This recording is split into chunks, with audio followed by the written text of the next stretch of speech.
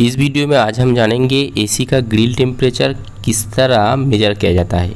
मतलब एसी का grill temperature मापने के लिए क्या क्या करना पड़ता है, मतलब मीटर को किस तरह रखना पड़ता है और ग्रिल टेम्परेचर मापने का ज़रूरत क्यों पड़ता है, और एसी को किस मूड पे रखना चाहिए, एसी का फ़ैन को किस मूड पे रखना चाहिए, आपका मीटर को किस पोजीशन पे होना चाहिए ग्रिल टेम्परेचर देखने के लिए, और डिटेल्स में इस वीडियो में कवर करेंगे। तो सबसे पहले आते हैं ग्रिल टेम्परेचर मापने का ज़रूरत क्यों पड़ता है। ग्रिल टेम्परेचर मापने का ज़रूरत पड़ता है जब कोई कस्टमर का ऐसे कंप्लेन होता है, मतलब कि एसी तो सही है, मतलब एसी सही चल रहा है, गैस भी सही है, एम्पेयर भी सही है, लेकिन पहले सही कूलिंग कर रहा था, अभी नहीं कूलिंग कर रहा है। तब कस्टमर को समझाने के लिए एक ग्रिल टेम्परेचर देखना पड़ता है। जैसे ये वाला जो एक वोल्टास का मशीन में हम लोग ग्रिल मतलब जो टेम्परेचर होता है वो चेक करेंगे कि इस पे परफॉर्मेंस सही क्यों नहीं है, पहले सही था अभी क्यों नहीं है।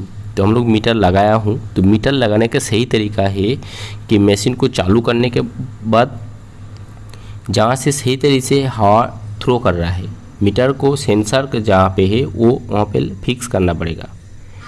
अभी ये वाला मशीन पे हम लोग मीटर का जो सेंसर है वो सेंटर पे लगाया हूँ, क्योंकि वहाँ से हवा सही तरह से थ्रो कर रहा है और उसका एम्पेयर जो 3.4 के आसपास ले रहा है। ये 1 टन का वोल्टास का मशीन है।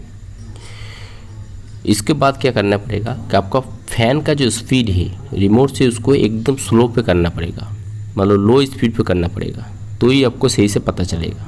जैसे अभी देखो 15.6 पे आ गया है ये, मतलब ग्रिल टेम्परेचर। तो ग्रिल टेम्परेचर कितना होना चाहिए, अब आते हैं ग्रिल टेम्परेचर कितना होना चाहिए। तो मिनिमम कोई भी एसी हो, स्प्लिट एसी हो, विंडो एसी हो, कोई भी एसी में ग्रिल टेम्परेचर फैन स्पीड को स्लो रख के 5 या 10 मिनट के अंदर, मतलब ये ज़्यादा प्रोसेस नहीं, ग्रिल टेम्परेचर कम से कम 15 होना चाहिए।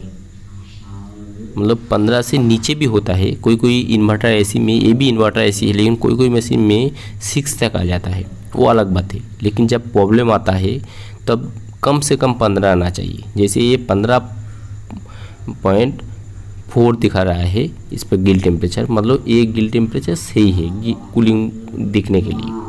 जैसे अभी 14 हो गया है, मतलब डाउन हो रहा है।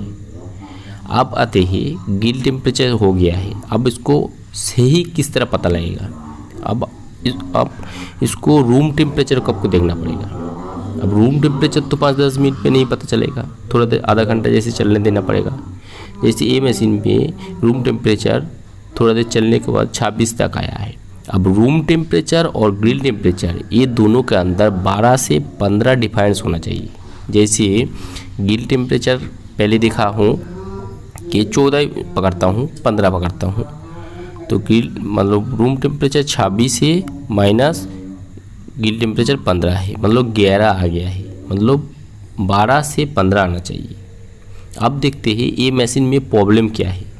जैसे मशीन जहाँ पे इंस्टॉल हुआ है वहाँ से लेफ़्ट साइड पे देखिए 2 फीट जैसा जगह है, मतलब दीवार से 2 फीट छोड़ के इंडोर लगा हुआ है।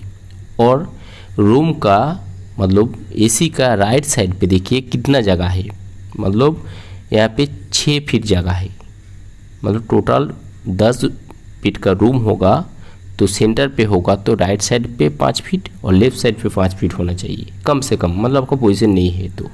लेकिन ये मशीन में क्या हुआ, लेफ़्ट साइड पे 2 फीट और राइट साइड पे 6 फीट, मतलब मशीन एक साइड पे लगा हुआ है, इसीलिए ये प्रॉब्लम आ रहा है कि रूम में कूलिंग नहीं कर पा रहा है। मतलब मशीन में कोई दिक्कत नहीं है, मतलब इस तरह कुछ प्रॉब्लम आएगा। जैसे आप मशीन गलत लगा हुआ है साइड पे, आपका एसी सही है, तो आप इस तरह उसको ग्रिल टेम्परेचर और रूम टेम्परेचर मेजर करके आप डिसाइड कर पाएंगे कि आपका एसी सही है, उसका मतलब इंस्टॉल जो है वो प्रॉब्लम है। कोई जगह पे ऐसे भी होता है कि इंस्टॉल भी सही है और ग्रिल टेम्परेचर भी सही है, फिर उसी जगह पे ऐसे आप टेस्ट करके पता लगा सकते हैं।